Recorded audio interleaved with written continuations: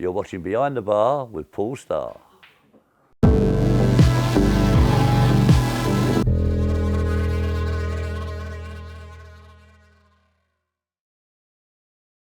Welcome to Behind the Bar with Paul Starr, brought to you by Minehead, the proud sponsor of the World Darts Championship. We are on location at Butlins in Minehead, and Chris Mason is here. And Chris, we've seen another darter masterclass from Michael van Gerwen, who's retained his title. Had everything. Loads of 170s, the 9 darter, which is great, which I got to do, which was lovely, and John Rawling is yet to do one.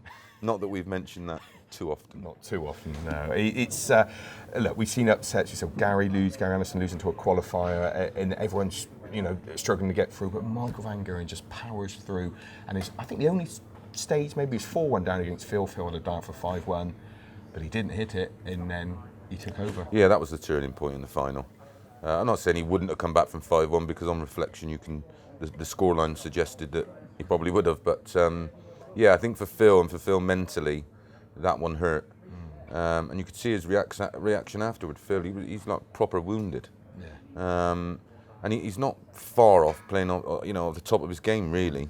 It's just Michael seems to have just a different gear at the moment. We've seen in the Premier League, we were just talking about the 1-2-3 average, the record average, and then the following week, in a canter, averaged 116. Yeah. So yeah, he's playing just a totally different level at the moment. That people are.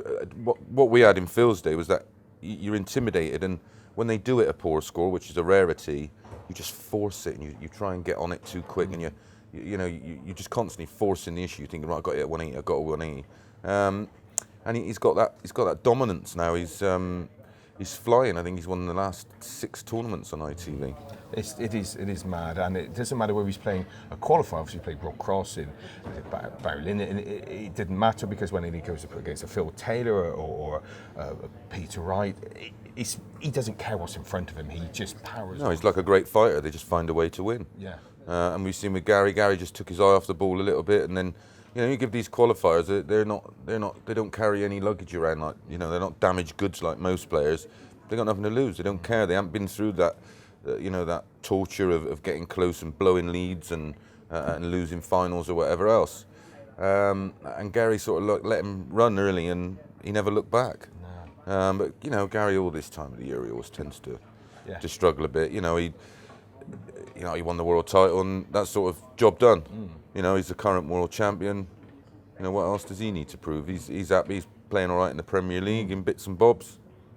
So I'm for me, I thought he'd do well because it was local to him, so we haven't got all that horrible travelling to think about. But it's quite strenuous on him at the minute, because especially with him, he got so many demands for personal appearances and exhibitions. It must take it out of him. Yeah, and as far as our champion goes, I mean, realistically, say he walks into a tournament, he thinks he's going to win. So we've got somebody with that quality who actually. They've got that much confidence as well. He is almost just about unbeatable at the moment. Yeah, but there's no doubt. It's a proven thing. There's a big difference in. I always thought I was a great dart player and I could do this and I could do that.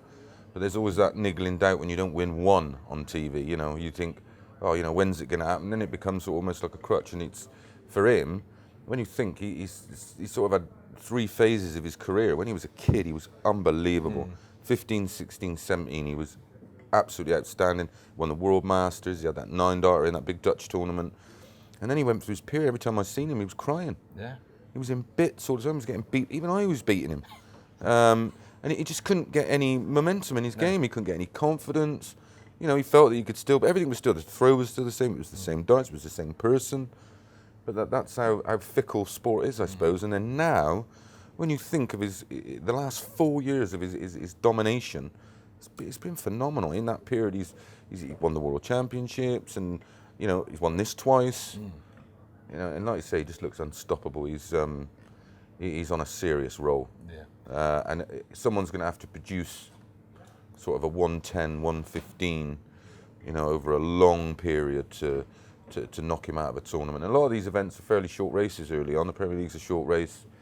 And if he gets out the blocks quick, look out, you ain't stopping him. That's right. Anything else, obviously the 9 darter, anything else in the tournament down here at Butlins that stands out? Any great memories from your takeaway from? I think it was lovely, the 2 qualifiers. Yeah, brilliant, wasn't it? They did themselves proud. Barry's seems a bit of a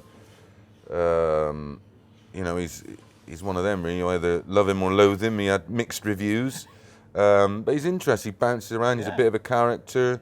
You know, we don't want to.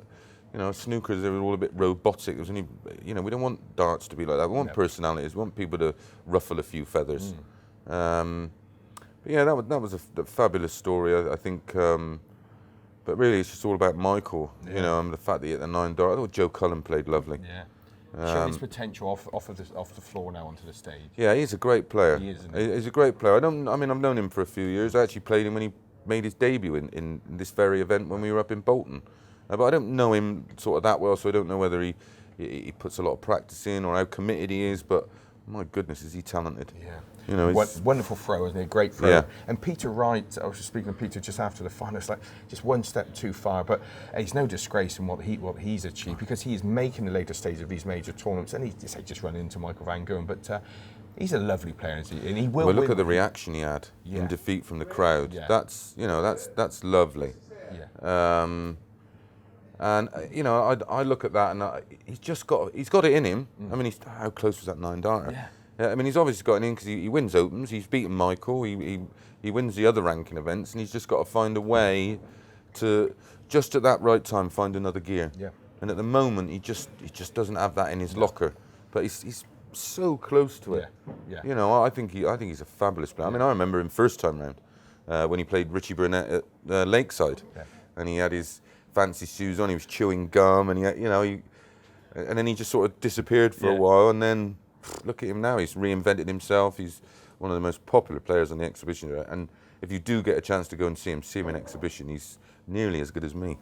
Hey, talking about that, hey, Chris. Hey, we're down here. We're back here in just about a month's time. We're not on the main stage. We're in Reds. We're in effectively Reds. on board 2 with stage 2. With Mr. Bristow. That'll be fun, and down to Plymouth. So you're keeping busy with it all. And you said about different bits and pieces like Peter and Michael. And our friend Steve Brown, who said a few years ago, wasn't many years ago, he was locked between those two in the world rankings. Yep. And it shows that any player you within a couple of years, Michael's world number 1. Yeah. It's a sort of very fine line. It's that path. Yeah. You know, if you get wounded early, and I mean, Steve he still is a fabulous dart player, but you know, he just got so close a few times. He just had to get over that line and win a big one. You know, that career path. We've seen the opposite with Michael. He had it for 4 years, 5 years. Yeah. Couldn't win a thing. And then and then you just get on that run. I think he played on the development tour, the youth tour. Won a couple of them. Made the final. Youth final, got beaten in the youth final. Yeah. And that wasn't long ago. No, unbelievable. It shows that anyone with the right attitude that they can make. Yeah, and dedication. Yeah. Oh, Chris, thank you very much. Pleasure, mate. Lovely to see you actually in person. And in person, ladies and gentlemen. That's Behind the Bar with Paul Starr. Don't forget to subscribe to our YouTube channel. It's free. Like our Facebook page and follow us on Twitter. And join us next week on more Behind the Bar, brought to you by William Hill, the proud sponsor of the World Darts Championship. We'll see you then.